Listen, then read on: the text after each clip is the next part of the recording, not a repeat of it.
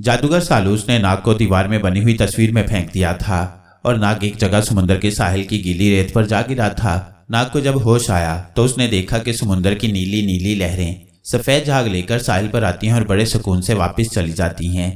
नाग अभी तक सांप की शक्ल में था। उसने सोचा कि पता करना चाहिए वो किस मुल्क में आ गया है और ये जमाना कौन सा है। उसने उसी वक्त एक उकाब की शक्ल बदली और हवा में बुलंद होकर जमीन को देखा। ये ऊंची नीची पहाड़ियों वाला इलाका था। इन पहाड़ियों पर कहीं कहीं सूखी घास उगी थी।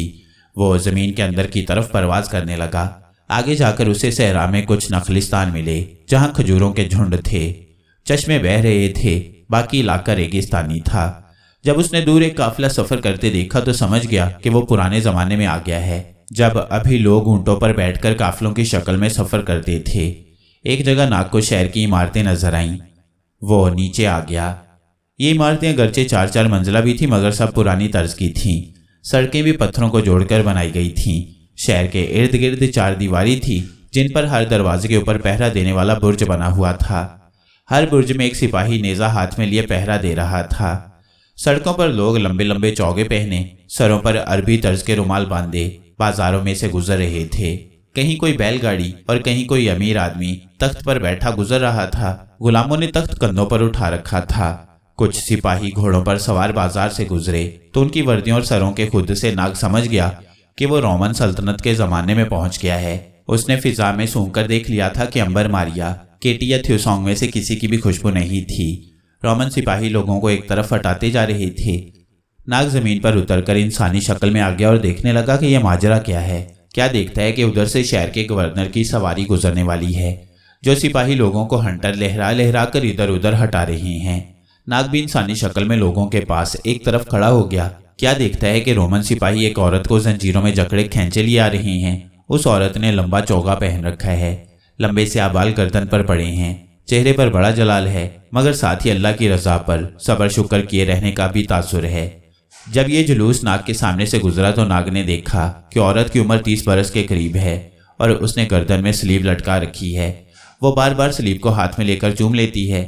नाग समझ गया कि ये मसीही खातून है जिसको रोमन गवर्नर के हुक्म से आग में जिंदा जला डालने के लिए ले जाया जा रहा है। ये वो जमाना था जब अभी हजरत ईसा अलैहिस्सलाम को दुनिया से अपने मादी जिस्म के साथ रुखसत हुए 50-60 बरस ही गुजरे थे और रोमन बादशाह हजरत ईसा अलैहिस्सलाम के मानने वालों पर तरह तरह के जुल्म सितम ढा रहे थे। उन्हें भूखे शेर के आगे डाला जा रहा था, आग में जलाया जा रहा था। ये खातून भी क्रिश्चियन थी और उसे ईसाई होने की वजह से आग में जलाने के वास्ते शहर से बाहर ले जाया जा रहा था। लोग जुलूस की सूरत में पीछे पीछे आ रहे थे। इनमें ऐसे लोग भी थे जो इस जुल्म को सख्त नापसंद करते थे मगर कुछ नहीं कर सकते थे क्योंकि रोमन हुक्मरानों के सामने कोई सर नहीं उठा सकता था। नाग भी जुलूस के साथ साथ चलने लगा। ये जुलूस शहर से निकलकर एक टीले पर पहुंच गया। यहाँ टीले पर एक पत्थरों का चबूतरा बना हुआ था जिसके दरमियान में लोहे का एक खंबा गाड़ा हुआ था। बेगुनाह मासूम खातून को उस खंबे के साथ जंजीरों से बांध दिया गया। फिर रोमन सिपाही उसके इर्द गिर्द सूखी लकड़ियां और घास लाकर डालने लगे। नाग चुपके से एक तरफ निकल गया। नाग ने एक तरफ जाकर अपनी शक्ल तब्दील कर ली। इस दफा नाग ने एक ऐसे शीशनाग की शक्ल इख्तियार की थी जिसके मुंह से फुंकार के साथ जहर की फवार निकलती थी। ये जहर इस कदर हलाकत करने वाला था कि जिसके जिस्म पर पड़ता वो वहीं मर जाता। जो ही एक रोमन सिपाही लकड़ियों और सूखी घास को आग दिखाने लगा, नाग अचानक पीछे से निकलकर उसके सामने आ गया। रोमन सिपाही ने सांप को देखा तो उस पर तलवार का वार करने ही लगा था कि सांप ने फुंकार मारी।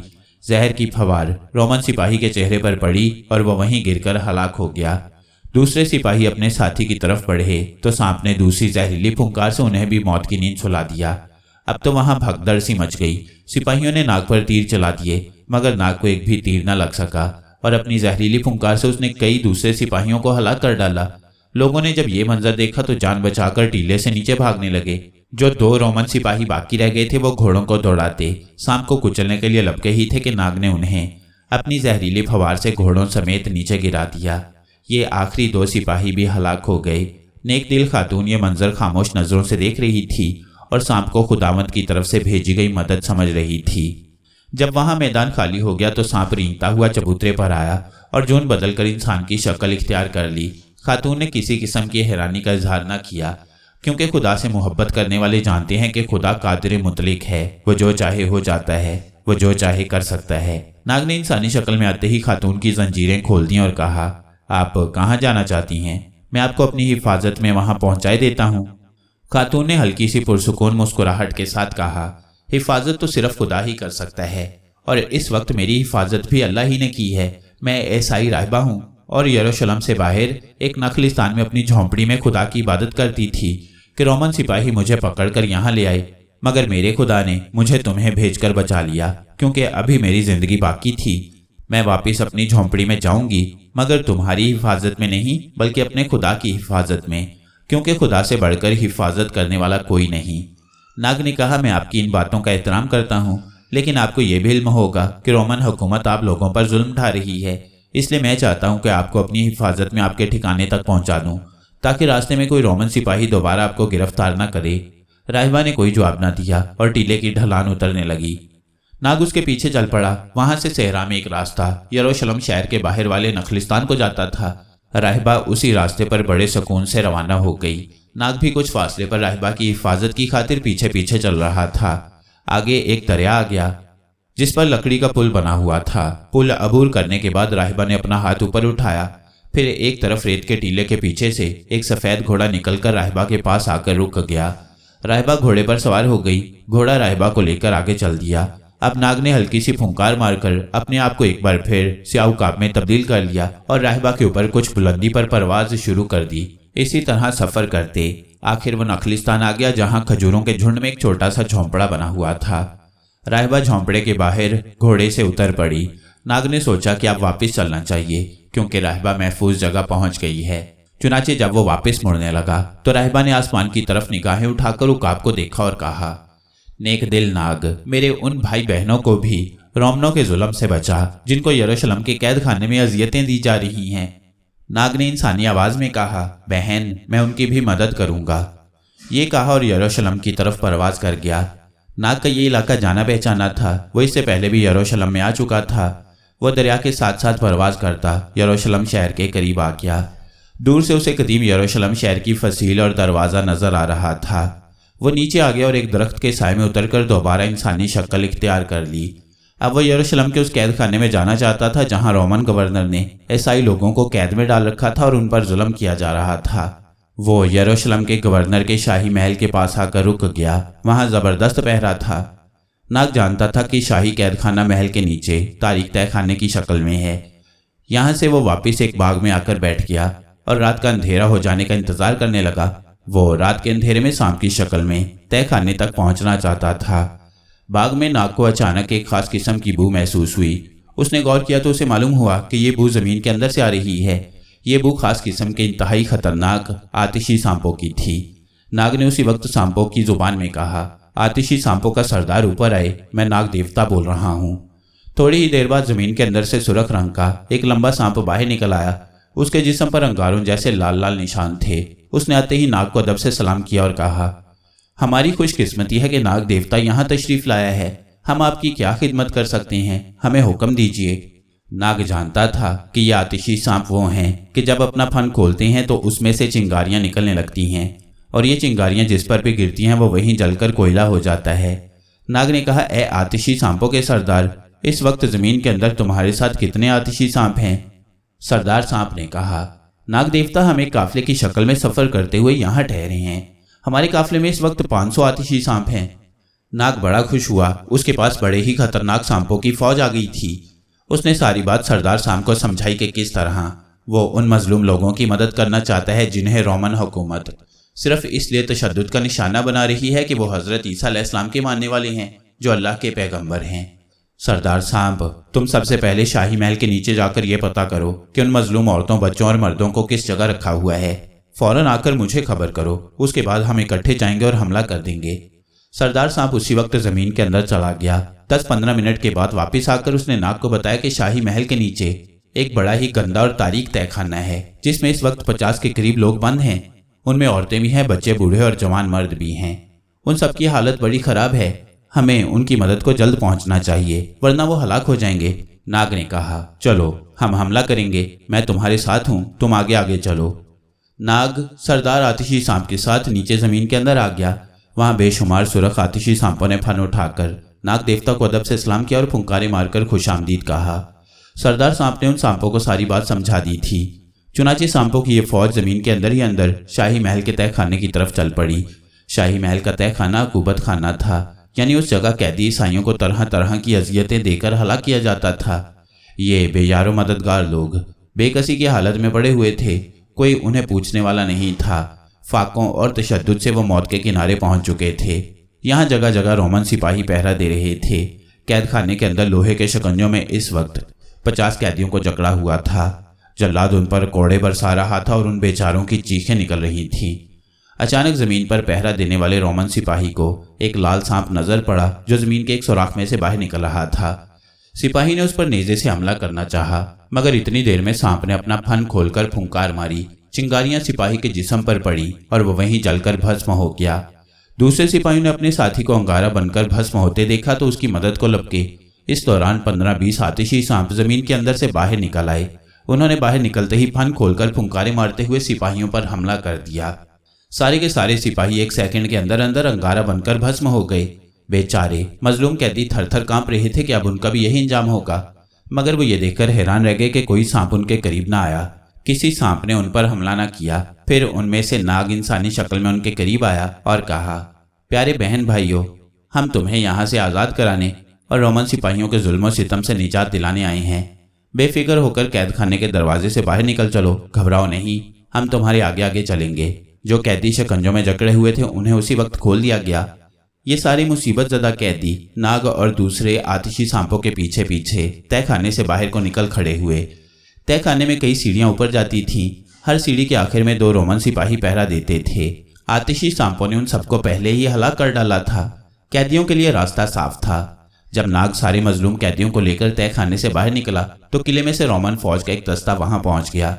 सिपाहियों ने क्रिश्चियन कैदियों को देखा कि फरार हो रही हैं तो उनकी तरफ तलवार निकाल कर बढ़े। नाग ने इशारा किया। 100 आतिशी सांप तूफान की तरह उड़कर उन रोमन सिपाहियों के सरों पर पहुंचकर चिंगारियां बरसाने लगे। देखते ही देखते सारे सिपाही वहीं राख का ढेर बन गए। नाग ने सांपों को हुक्म दिया, महल में फैल जाओ और जो रोमन सिपाही और पहरेदार तुम्हें नजर आए उसे भस्म कर दो।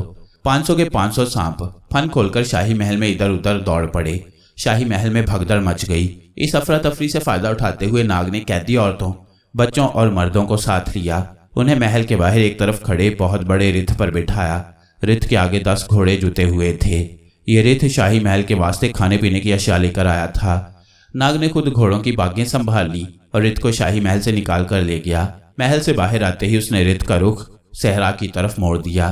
पीछे आतिशी सांपों ने शाही महल के तमाम रोमन सिपाहियों और रोमन पहरेदारों का सफाया कर दिया। फिर सरदार के हुक्म से जमीन के अंदर दाखिल होकर गायब हो गए। शाही महल में जुल्म करने वाले रोमन सिपाहियों की जलकर कोयला बनी लाशें ही लाशें पड़ी थीं।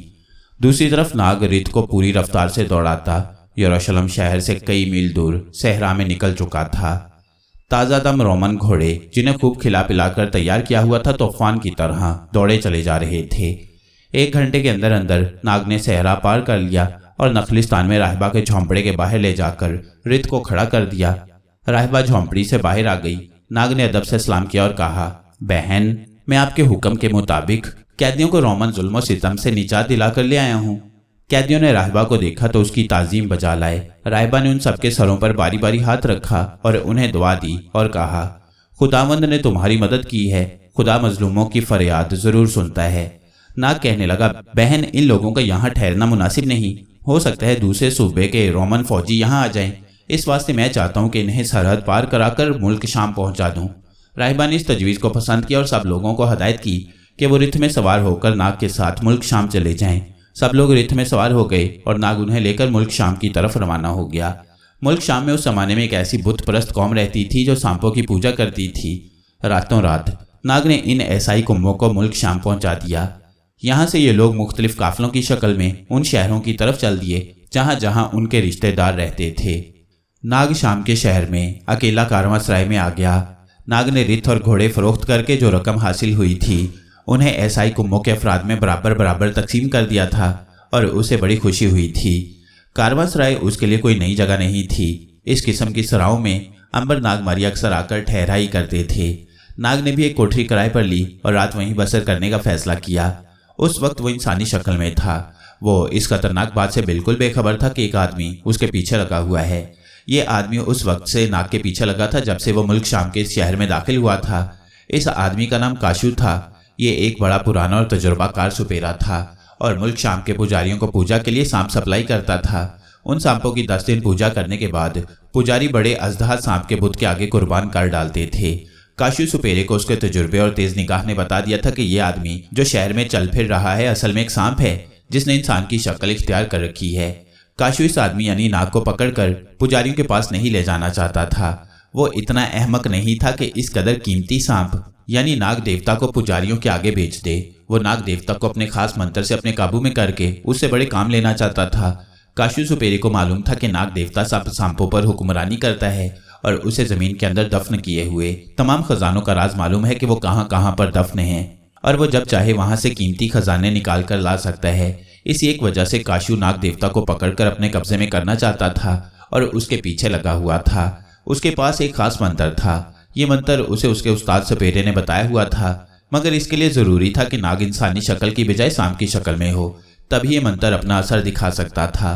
काशू भी फकीर के भेष में सराय के बाहर आकर बैठ गया। जब रात हो गई और सब मुसाफिर अपनी अपनी कोठरियों में सोने के लिए चले गए तो नाग भी अपनी कोठरी में आ गया। नींद की उसे कभी भी जरूरत नहीं होती थी, मगर वो बाहर अकेला बैठकर क्या करता। कोठरी में एक कालीन बिछा हुआ था, वो उस पर लेट गया और अपने साथियों मारिया, अंबर, थ्योसोंग और केटी के बारे में सोचने लगा कि वो किस हाल में होंगे और ना जाने किस रोज उनसे फिर मुलाकात होगी। दूसरी तरफ काशू सुपेरे ने जब देखा कि नाग अपनी कोठरी में चला गया है और उसने दरवाजा बंद कर लिया है तो वो चुपके से उठा, दबे पांव कोठरी के पास आया और दरवाजे को बाहर से कुंडी लगा दी। इसके बाद वो कोठरी के कोने में दीवार के पास उस जगह आकर बैठ गया जहां अंदर से एक नाली बाहर निकलती थी। वो सिर्फ इस उम्मीद पर वहां बैठ गया था कि अगर किस्मत अच्छी हुई तो नाग जब देखेगा कि कोठरी का दरवाजा बाहर से किसी ने बंद कर दिया है तो वो बाहर निकलने के लिए जरूर सांप की शक्ल इख्तियार करके इस नाली में से बाहर आएगा। काशू सुपेरे ने वहीं से मिट्टी का एक ढेला उठा लिया और उस पर मंत्र पढ़ पढ़कर फूंकने लगा। जब सारे मंत्र पढ़ चुका तो ढेले को हाथ में संभाल कर पकड़ लिया और इंतजार करने लगा। नाग कोठरी में देर तक कालीन पर लेटा अपने दोस्तों के बारे में सोचता रहा, फिर उठकर बैठ गया। कोठरी में उसका दिल नहीं लगता था। उसने सोचा कि बाहर खुली हवा में चलकर किसी जगह बैठना चाहिए। उसने दरवाजा अंदर से खोलकर आगे को धकेला तो दरवाजा ना खुला। वो ये समझा कि कारवांसराय के चौकीदार ने यह समझ कर के ये कोठरी खाली है बाहर से इसका दरवाजा बंद कर दिया है। उसके सामने एक ही रास्ता था कि सांप बनकर बाहर निकले। दरवाजे में कोई सुराख नहीं था, कोठरी में कोई रोशनदान भी नहीं था। उस जमाने के कारवांसराय की कोठरियां ऐसी ही हुआ करती थीं। नाग ने बड़े आराम से सांप की शक्ल बदली और थड़े के पास आकर नाली की तरफ रेंगता हुआ बाहर निकला। जो ही उसने नाली में से सर बाहर निकाला, काशू पहले से तैयार बैठा था। उसने मंत्र किया हुआ मिट्टी का ढेला नाग सांप के ऊपर दे मारा। ढेले की सारी मिट्टी नाग सांप के जिस्म पर बिखर गई। नाग को महसूस हुआ कि उसका दिमाग बंद हो गया है। उसका जिस्म भी भारी होकर सुस्त पड़ गया। वह नीम बेहोशी की हालत में वहीं पड़ा रहा। काशू सुपेरे ने फौरन नाग को दबोच लिया और थैली में बंद करके वहां से रफू चक्कर हो गया। वो अपनी कामयाबी पर बेहद खुश था। उसे यकीन नहीं था कि वो इतनी आसानी से इतने बड़े नाग देवता को अपने काबू में करेगा। सुपेरा नाग को लेकर शहर से कई मील दूर कदीम मिस्र के जमाने के कब्रिस्तान में आ गया। इस कब्रिस्तान के बारे में उसने सुन रखा था कि यहाँ मिस्र के एक दौलतमंद कंजूस शख्स ने अपनी सारी दौलत अपनी कब्र में दफन कर रखी है। ये शख्स लोगों से सूद लेता था। उसने कई बेवा औरतों और यतीमों का माल लूटकर जमा किया हुआ था। वो लोगों पर जरा रहम नहीं खाता था और गरीबों के मकान किरक करवाकर अपना सूद वसूल करता था। जब उसे यकीन हो गया कि अब वो मरने वाला है तो उसने उस कब्रिस्तान में अपनी कब्र के वास्ते जगह खरीदकर वहां पहले से अपनी कब्र तैयार करवाई। फिर एक रात खुफिया तरीके से एक गुलाम को साथ लिया और अपनी सारी दौलत कब्र के अंदर जमीन खुदवाकर दफन करके जमीन बराबर कर दी। अपने गुलाम को भी उसने कत्ल करवा दिया ताकि उसकी मौत के बाद कब्र में से खजाना निकालकर कोई ना ले जाए। थोड़े दिनों बाद वह कंजूस आदमी मर गया। कोई आदमी उसके जनाजे पर ना आया। 2-4 नौकरों ने उसे पहले से तैयार की हुई कब्र में उतारकर ऊपर से जमीन को हमवार कर दिया, यानी उसकी कब्र का निशान भी न बनाया। सुपेरे को किसी बूढ़े आदमी ने बताया था कि इस कंजूस आदमी की कब्र इसी कब्रिस्तान में किसी जगह पर है और इसमें बहुत बड़ा खजाना है। सुपेरा सबसे पहले नाग के जरिए इस दौलत को कब्जे में करना चाहता था। कब्रिस्तान में कुछ लोग चल फिर रहे थे। काशू सुपेरा शाम होने का इंतजार करने लगा। जब सूरज गरूब हो गया और शाम का अंधेरा चारों तरफ फैल गया तो सुपेरे ने थैली में नाग सांप को बाहर निकाला और उसे हुक्म दिया कि वो कब्र में जाकर मालूम करे कि खजाना कौन सी कब्र में दबाया गया था। नाग चूंकि इस सुपेरे के जादू के असर में था, इसलिए वो फौरन खजाने की तलाश में कब्रों में रेंगने लगा। एक जगह उसे जमीन के अंदर खजाने की खास बू आती महसूस हुई। वो उस जगह चक्कर लगाने लगा। सुपेरा बड़ा खुश हुआ कि कंजूस आदमी की खजाने वाली कब्र का सुराग मिल गया है। उसने नाग को हुक्म दिया कि वो कब्र के अंदर जाए और खजाने के कुछ सोने के सिक्के या जवाहरात लेकर बाहर आए, ताकि उसे यकीन हो जाए कि खजाना इसी जगह पर दफन है। नाग खामोशी से उसी जगह पर जमीन के अंदर उतर गया। नीचे बेवा और यतीमों का माल खाने वाले कंजूस आदमी की लाश दफन थी। नाग कब्र के अंदर गया तो उस पर अज़ाब इलाही की दहशत छा गई। क्या देखता है कि कंजूस आदमी की लाश कब्र में उठकर बैठी हुई है। उसके दोनों हाथ पीछे बंधे हुए हैं। एक काला सांप लाश की गर्दन से लिपटा हुआ है और बार बार लाश के होंठों और आंखों पर डस रहा है। लाश की आंखें फटकर बाहर को उबल आई हैं। होंठ कीमा बन गए हुए हैं। जब सांप डसता है तो लाश की हलक से हाय की आवाज बुलंद होती है। नाग ने ये इबरतनाक मंजर देखा तो खुदा से अपने गुनाहों की मुआफी मांगने लगा। इंसान दुनिया में कैसे कैसे जुल्म करता है, किस तरह दूसरों का माल हजम करता है, बददियानती करता है, चोरी करता है, मगर वो ये बात भूल जाता है कि एक रोज उसे कब्र में भी जाना है और कब्र में उसके एक एक गुनाह का हिसाब लिया जाएगा और वहां किसी डिप्टी कमिश्नर, किसी वजीर की सिफारिश नहीं चलेगी। जो सांप कंजूस और यतीमों बेवाओं का माल खाने वाले आदमी की लाश को डस रहा था, उसने नाग देवता की मौजूदगी को महसूस कर लिया था। काले सांप ने अपना फन नाग देवता की तरफ मोड़ा और कहा, अजीम नाग देवता को सलाम। मैं खुदा के हुक्म से इस जालिम शख्स को इसके जुल्म की सजा दे रहा हूँ। मैं लाश से नीचे नहीं उतर सकता, मगर नाग देवता का यहाँ किस मकसद से आना हुआ है। नाग की याददाश्त कायम थी, मगर उसकी ताकत काशू सुपेरे के मंत्रों ने मुअत्तल कर दी थी। नाग ने सारी बात काले सांप को बयान कर दी और कहा, मुझ पर सुपेरे के जबरदस्त तिलिस्म का असर है। मैं उसके कहने पर यहाँ खजाने की तलाश में आया हूँ। काले सांप ने लाश के चेहरे और जिस्म पर पड़े आबलों की तरफ इशारा करके कहा, नाग देवता, ये जो आप लाश के जिस्म पर आबले देख रही हैं, ये इस शख्स की दौलत को आग में लाल करके जिस्म पर दागा गया है। ये दौलत अभी कुछ वक्त तक अंगारों की शक्ल में इसके जिस्म पर लगाई जाएगी। जब एक अजाब का दौर खत्म हो जाएगा तो ये दौलत जिन यतीमों बेवाओं की मलकियत थी उनको वापस पहुंचा दी जाएगी। नाग ने कहा, ऐसा ही होना चाहिए, मगर मुझे बताओ कि इस लालची सुपेरे के तिलिस्म से तुम मुझे किस तरह निजात दिला सकते हो। काला सांप बोला, ए नाग देवता, आपने हमेशा गरीबों और मोहताजों की मदद की है, हकदार को उसका हक पहुंचाया है, भूले भटकों को रास्ता दिखाया है। आपसे जरूर कोई गफलत हो गई है जिसका नतीजा आप भुगत रही हैं। दिल में खुदा का ख्याल करके खुदा से अपनी कोताही और गलतियों की मुआफी मांगे। खुदा बख्श देने वाला है, वो आपको मुआफ कर देगा और आपकी खोई हुई ताकत आपको वापस मिल जाएगी। नाग को काले सांप की ये बात बड़ी अच्छी लगी। उसने उसी वक्त दिल में ख्याल किया कि वो खुदा के हुजूर अदब से सर झुकाए बैठा है। उसने सच्चे दिल से खुदा से अपनी गलतियों और गुनाहों की मुआफी मांगी और आइंदा के लिए तौबा की। इसके साथ ही नाग को अपने बदन में गर्म लहर सी दौड़ती महसूस हुई। उसकी ताकत खुदा के हुक्म से उसे वापस मिल गई थी। नाग ने खुदा का शुक्र अदा किया और काले सांप से कहा, मैं तुम्हारी मदद का भी शुक्र अदा करता हूँ, मुझे मेरी ताकत वापस मिल गई है। ये कहकर नाग कब्र से बाहर जाने के लिए बिल की तरफ बढ़ा। काले सांप ने लाश के चेहरे को फिर से डसना शुरू कर दिया। कब्र के बाहर काशू सुपेरा बेचैनी से नाग का इंतजार कर रहा था। जब उसने नाग को जमीन के अंदर से बाहर आते देखा तो उसकी जान में जान आई, मगर जब देखा कि नाग के मुंह में खजाने का कोई हीरा या सोने का सिक्का नहीं है तो गुस्से से बोला, तुम अपने साथ सोने का सिक्का क्यों नहीं लाए। नाग ने अपनी ताकत जाहिर न की और कहा, मेरे आका, कब्र के अंदर खजाना नहीं है। वहां एक सांप जरूर मिला है जिसने बताया कि खजाना कंजूस आदमी के बेटे यहाँ से निकाल कर ले गए थे और उन्होंने उसे शाही कब्रिस्तान के कोने वाली कब्र में दफन कर दिया हुआ है। काशू सुपेरा बड़ा खुश हुआ कि अगर खजाना यहाँ नहीं है तो इसकी दूसरी जगह का पता चल गया है। सुपेरे ने नाग को थैली में डाला और शाही कब्रिस्तान की तरफ चल पड़ा। शाही कब्रिस्तान वहां से थोड़े फासले पर पहाड़ी टीलों के दरमियान वाक़ था। यह बहुत ज्यादा वीरान कब्रिस्तान था। इसकी सारी कब्रें टूटी फूटी थीं। कब्रिस्तान में सुपेरा कोने वाली कब्र के पास आकर रुक गया। क्या यही कब्र है? उसने नाग से पूछा। नाग को महसूस हो गया था कि इस जगह कब्र के अंदर आतिशी सांपों की एक टोली रहती है। अब वो नाग देवता था, उसे कई मील दूर से सांपों की मौजूदगी का एहसास हो जाता था। कब्र के अंदर जो आतिशी सांप थे वो नाग देवता की ताजीम बजा लाने के लिए बाहर आना चाहते थे, मगर नाग ने सांपों की खुफिया जुबान में उन्हें ऊपर आने से ये कहकर मना कर दिया था कि मैं खुद नीचे आ रहा हूँ। नाग ने सुपेरे से कहा, हाँ मेरे आका, यही वो कब्र है। इसको खोदोगे तो अंदर खजाना मिलेगा। ये खजाना लोहे के संदूक में बंद है, मैं उसे खोल नहीं सकता। काशू सुपेरे ने फौरन कब्र खोदनी शुरू कर दी। कब्र पुरानी थी, मिट्टी भुरभुरी हो रही थी। बड़ी जल्दी वहां एक गड्ढा बन गया और नीचे मुर्दे की हड्डियां नजर आने लगी। वहां खजाने का संदूक कहीं नहीं था। सुपेरे ने गुस्से में नाग से कहा, खजाना कहाँ है? यहाँ तो मुर्दे की हड्डियों के सिवा कुछ भी नहीं है। अब नाग अपने जलाल में आ गया। उसने फन उठा लिया और कहा, थोड़ी देर बाद तुम्हारी हड्डियां भी इसी कब्र में पड़ी होंगी। काशू सुपेरे ने चौंक कर नाग की तरफ देखा और गुस्से में बिफर कर बोला, तुम्हारी ये जरूरत कि मुझे ऐसी बात कहो? मैं अभी तुम्हें अपने जादू से जलाकर भस्म कर दूंगा। नाग एक फुंकार मारकर इंसानी शक्ल में वापस आ गया। नाग को इंसानी शक्ल में देखकर सुपेरे के डर के मारे हाथ पांव फूल गए, क्योंकि वो जानता था कि नाग पर किया हुआ त्रिशम खत्म हो गया है और अब वो उस पर कोई मंत्र पढ़कर नहीं फूंक सकता।